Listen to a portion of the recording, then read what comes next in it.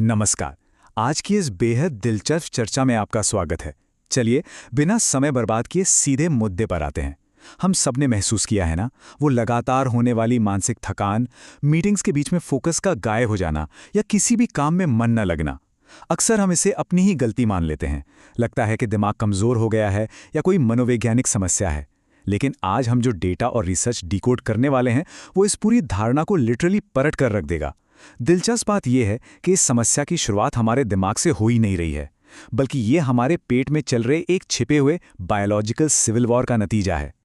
अब एक बड़ा सवाल ये उठता है कि लोग अक्सर बिना किसी स्पष्ट कारण के थकान, ब्रेन फॉग और एंग्जाइटी का शिकार क्यों होते हैं, वो भी तब जब वो अपनी मेंटल हेल्थ को सुधारने की पूरी कोशिश कर रहे हों। क्या सच में जिसे हम आलस या डिप्रेशन का नाम दे देते हैं वो महज हमारी मनोवैज्ञानिक खामी है? जी नहीं, सच्चाई तो कहीं ज्यादा हैरान करने वाली है। रिसर्च बताती है कि इंसान असल में कुछ माइक्रोस्कोपिक जीवों द्वारा कंट्रोल की जाने वाली बायोकेमिकल कठपुतलियां बन चुके हैं। और सबसे मजेदार बात, उस कठपुतली के धागे हमारे दिमाग से नहीं बल्कि सीधे हमारे पेट से जुड़े हुए हैं। देखिए, ये कोई बिल्कुल नई बात नहीं है। जरा सोचिए, हजारों साल पहले जब कोई माइक्रोस्कोप या एडवांस साइंस नहीं था, तब भी महान विचारकों ने इस सच्चाई को पकड़ लिया था। दार्शनिक फ्रेडरिक नीत्शे ने बहुत स्पष्ट चेतावनी दी थी कि एक गुलामों जैसा खाना खाकर आप राजाओं वाले महान विचार पैदा नहीं कर सकते। और प्राचीन आयुर्वेद, उसमें तो इसे और भी गहराई से बताया गया है। आयुर्वेद कहता है कि जब शरीर में बिना पचा हुआ विषाक्त कचरा जमा होता है तो वो हमारी ही बुद्धि के खिलाफ बगावत कर देता है। इसे प्रज्ञा अपराध कहा गया है। मतलब शरीर की हर बड़ी बीमारी और दिमागी कमजोरी की शुरुआत उस पाचन अग्नि के बुझने से ही होती है। तो चलिए देखते हैं कि ये सब असल में काम कैसे करता है। शुरू करते हैं भाग 1, द बायोलॉजिकल हाईजैक। ये जो 90% का आंकड़ा है ना, ये मॉडर्न न्यूरोसाइंस का लिटरली सबसे बड़ा गेम चेंजर है। बचपन से हमें यही सिखाया गया है कि दिमाग ही बॉस है, वही पूरे शरीर को ऑर्डर देता है। लेकिन डॉक्टर इमरान मेयर की रिसर्च कुछ और ही कहानी बयां करती है।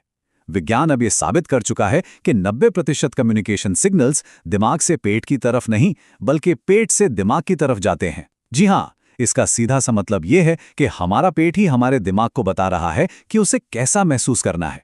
अब आप शायद सोचें कि ये सिग्नल्स ऊपर तक पहुंचते कैसे हैं। इसके लिए शरीर में एक बहुत खास रास्ता है, वेगस नर्व।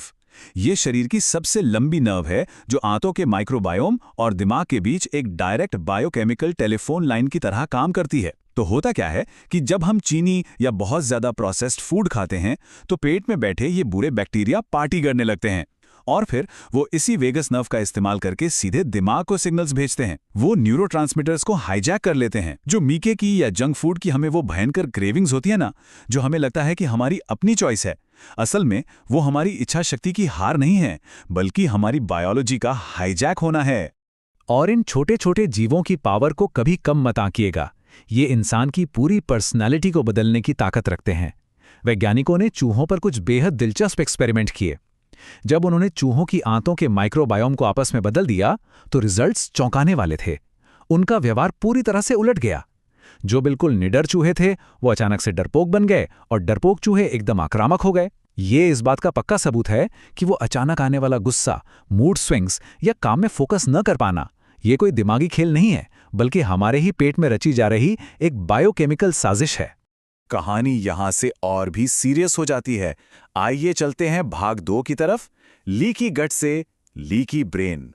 डॉक्टर डेविड परलमटर ने अपनी ग्रीन ब्रेन के कॉन्सेप्ट में इसे बहुत अच्छे से समझाया है। दिमागी थकावट की शुरुआत असल में पेट के डैमेज से होती है।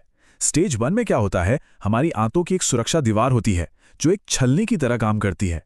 लेकिन जब हम लगातार जंक फूड, ग्लूटेन और चीनी खाते हैं तो ये एक धीमे जहर की तरह काम करते हैं।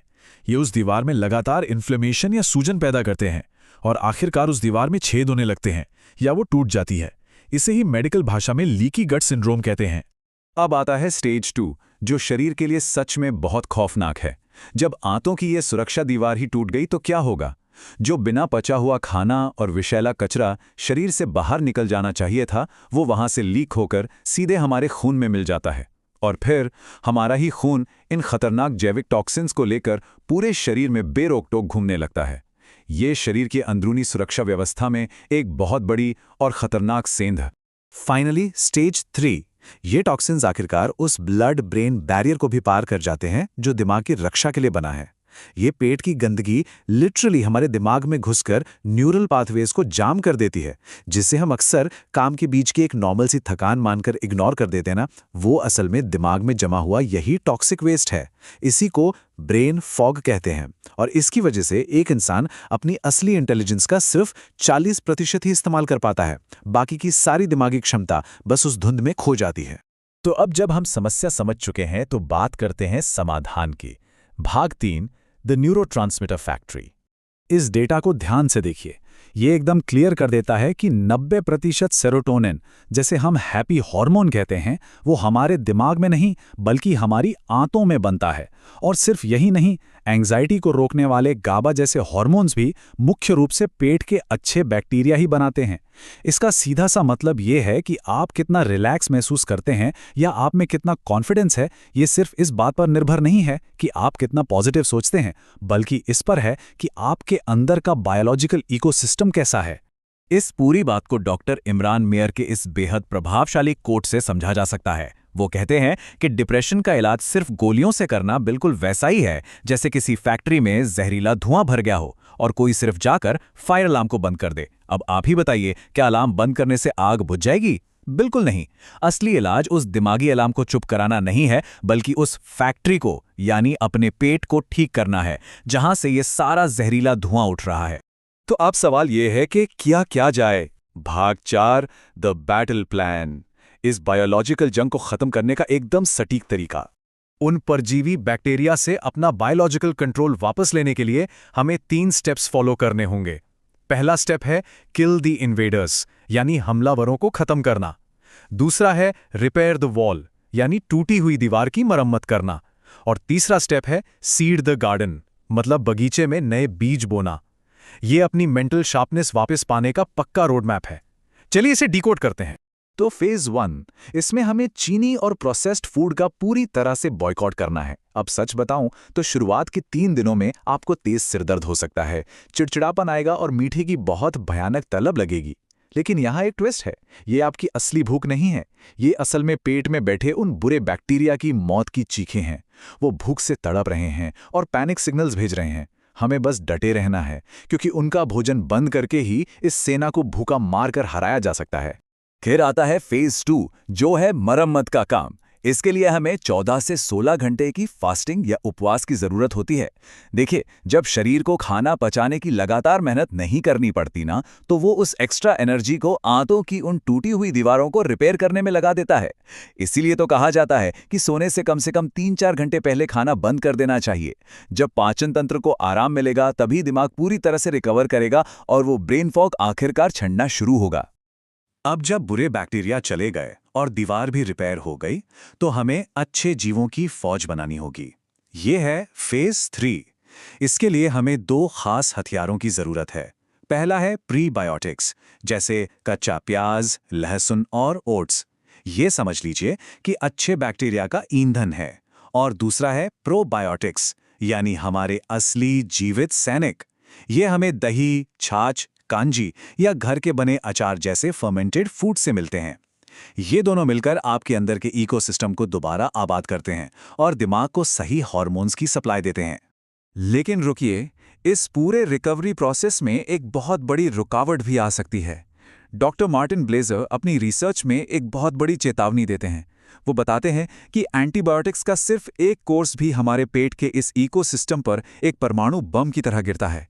ये बिना किसी भेदभाव के अच्छे और बुरे पूरे बैक्टीरियल शहर को जलाकर राख कर देता है। और सबसे खतरनाक बात यह है कि उस बंजर जमीन पर सबसे पहले खतरनाक फंगस और बुरे बैक्टीरिया ही वापस उगते हैं। इस तबाही से पूरी तरह उभरने में आपके शरीर को 6 महीने से लेकर 2 साल तक का लंबा समय लग सकता है। ये देखकर सच में बहुत हैरानी होती है कि कैसे आज का मॉडर्न साइंस बिल्कुल वही बात कह रहा है जो सदियों पहले प्राचीन योद्धाओं को पता थी। प्राचीन जापान के समुराई योद्धाओं का भी यही मानना था कि इंसान की आत्मा उसके दिमाग में नहीं बल्कि उसके पेट में बसती है। वो इसे एक बेहद पवित्र बायोलॉजिकल पावर सेंटर मानते थे और इसे हारा कहते थे। ये इस बात को पूरी तरह पुख्ता करता है कि सच्ची ताकत, अटूट फोकस और वो मेंटल डिसिप्लिन ये सिर्फ हमारी इच्छा शक्ति से नहीं आते, बल्कि इनकी असली शुरुआत हमारी खुद की बायोलॉजी से होती है। तो अब हम इस चर्चा के बिल्कुल अंत में आ पहुंचे हैं और जाते जाते एक ऐसा सवाल है जो मैं चाहूंगा कि आप खुद से पूछें। क्या आपके रोजमर्रा के खान-पान के चुनाव आपकी दिमागी क्षमता को बढ़ा रहे हैं या फिर वो सिर्फ आपके अंदर बैठे उन सूक्ष्म दुश्मनों को पाल रहे हैं? अगली बार जब भी आपके सामने खाने की प्लेट आए तो याद रखेगा, वो केवल भोजन नहीं है, वो मेंटल क्लैरिटी और ऊर्जा वापस पाने की इस लंबी लड़ाई का एक रणनीतिक फैसला है। क्योंकि जब तक आप अपनी प्लेट को जीतना नहीं सीखते, तब तक असली जीत नहीं मिल सकती। आज के इस विश्लेषण में हमारे साथ जुड़ने के लिए आपका बहुत बहुत धन्यवाद।